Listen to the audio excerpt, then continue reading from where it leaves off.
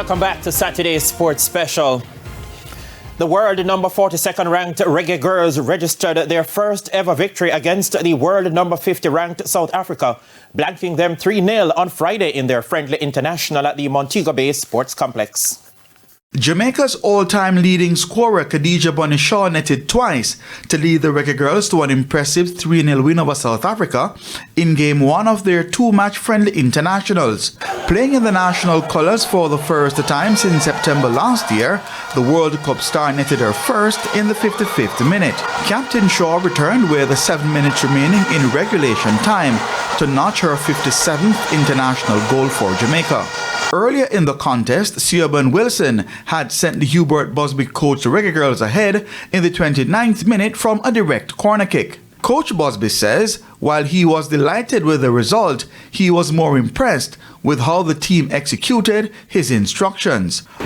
Yeah, I think it was really about the performance. You know, obviously the win is the end result. We're here to win football matches, but really it's about the performance. And I was really pleased, and we talked about it with half, and making sure that we complete a 90-minute performance.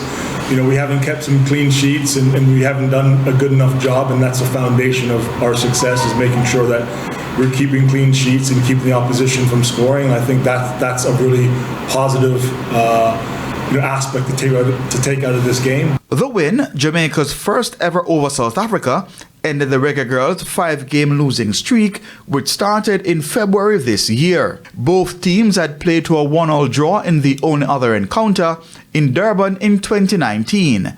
Meanwhile, Captain Shaw said after being away from the team for a year, it was good to be back. It's always good to put back the jersey on.